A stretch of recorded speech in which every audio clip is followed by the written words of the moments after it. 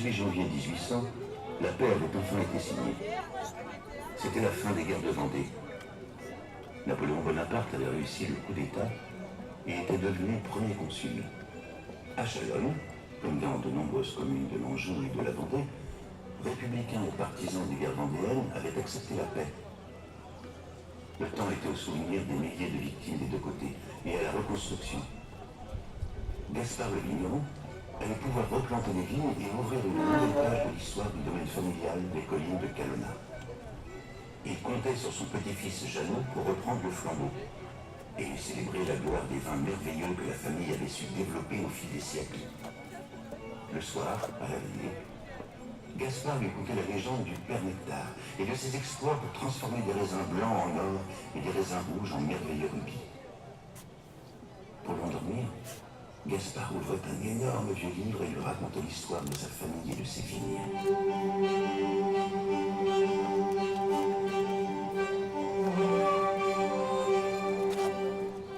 Il était une fois, en l'an 50 avant Jésus-Christ, au bord d'un grand fleuve, un petit village traversé par de nombreuses sources d'eau. Il était entouré de collines, de forêts et de marécages.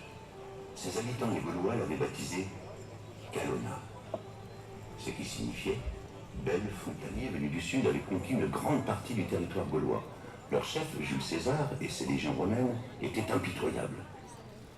Crassus, jeune général romain, et ses légions avaient envahi les villages du Val-de-Loire.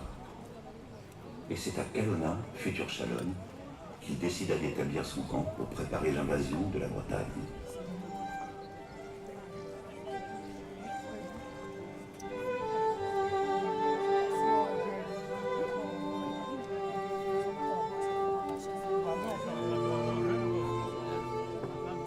Dans un endroit appelé Malpavé, et situé à l'embouchure du Léon se jetant dans la Loire, les Romains établissent un port. Rapidement, le jeune général Crassus et ses légions construisent des routes, des ponts et des villas. Calonna plaît aux Romains. Ils apprécient la douceur des paysages et le fleuve. De riches familles de marchands romains s'y installent avec leurs esclaves. En colonisant la Gaule, les Romains apportent leur tradition, leur culture, leur connaissance en élevage, en agriculture.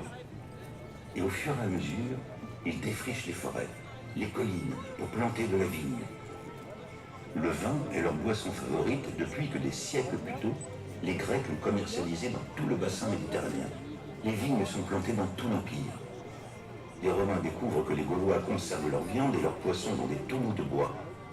Pour transporter le vin, cette invention des Gaulois semble plus pratique que les amphores et les outres en peau de mouton. Le général Crassus possède des vignes sur les coteaux de Calonna. Il s'est lié d'amitié avec Vinix, le jeune fils du tonnelier, et c'est à lui qu'il a demandé de développer ses vignes. Calonna devient un port important. Navix, le frère de Vinix, fait partie de la corporation gallo-romaine des bateliers. Il charge les tonneaux de vin et descend la Loire jusqu'au port de Nanétoum. Puis, il remonte le fleuve en rapportant diverses marchandises. Il y circule tellement de bateaux que la Loire est surnommée le fleuve du vin. Gaulois et Romains partagent art de vivre et l'argent gagné sur les ventes des produits de l'agriculture et de la vigne. Mais un jour, Crassus tombe malade. N'ayant pas d'enfant, il décide de léguer son magnifique domaine des collines de Calonna à Vinix et à ses descendants. Ainsi, Vinix devient l'un des premiers grands viticulteurs de Calonna et son frère Navix, un batelier reconnu. Mais sur les collines, un rayon de soleil perce les nuages. Un homme avance avec un âne. C'est Saint-Martin. Il vient de Tours où il a été nommé évêque et où il a fondé l'abbaye de Marmoutier. On dit de lui que c'est un ancien chef des légions romaines. Mais il a abandonné sa carrière militaire pour évangéliser les pays conquis. Il s'est converti à la chrétienté et veut que les Romains abandonnent leur Dieu, que les Gaulois oublient les potions magiques de leurs druides et détruisent leur temple. Saint-Martin a décidé de venir jusqu'en Anjou pour tenter de convertir les villageois des campagnes, et il a entendu dire que les descendants de Vinix et les premiers viticulteurs de Calonna l'accueillent. Octave lui offre à boire et à manger. Saint-Martin discute longuement avec Octave et sa femme. Après des heures de discussion, Octave accepte que Saint-Martin le convertisse, ainsi que sa femme et ses enfants. Après le déjeuner, Saint-Martin baptise toute la famille et leur montre comment prier. Puis Saint-Martin veut reprendre sa route. Mais son âne roule tranquillement à pied de vigne, et il l'a apprécié car une bonne partie des feuillages ont été qu'il s'agit d'un miracle, et qu'il faut y croire. L'âne a été malin et bien inspiré, car en broutant les pieds de vigne, il a à sa manière inventé une façon de tailler la vigne qui va rendre son vin meilleur. Après les vendanges, que le vin était bien meilleur. Ainsi, depuis, les moines de Saint-Martin taillent les vignes de son abbaye comme ils ont vu l'âne le faire. Les moines laissent 2 sarments sur chaque serpe. Saint-Martin a convaincu Octave le vigneron qu'il serait ainsi le premier vigneron en Anjou et dans toute la Gaule à savoir tailler la vigne. Il lui propose d'observer comment l'âne broute avec délice les pieds de vigne. L'atelier et les marchands arrivant au port de Calona.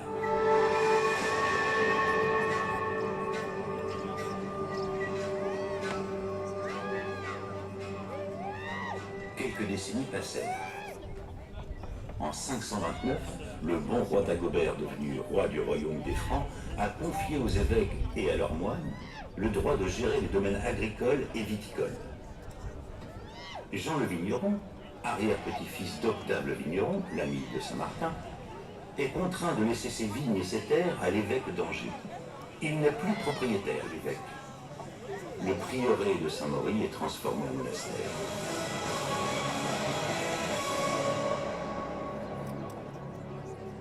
L'influence des abbés de Calona est puissante. Les moines bénédictins et augustins venus d'Angers, de Tours et d'ailleurs, expérimentent des procédés de vinification en rendant le vin meilleur. Un magnifique bijou étincelant. Catherine de Troyes a une très longue traîne portée par 2 jeunes filles. Le Vaugonès servi est celui du prieuré du monastère de Saint-Denis.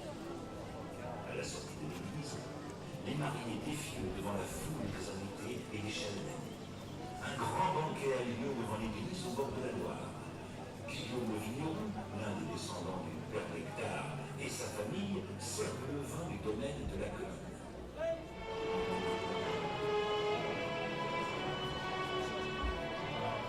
Et ceux du Val-de-Loire ont connu une grande popularité à la cour d'Angleterre. Henri II de Plantagenet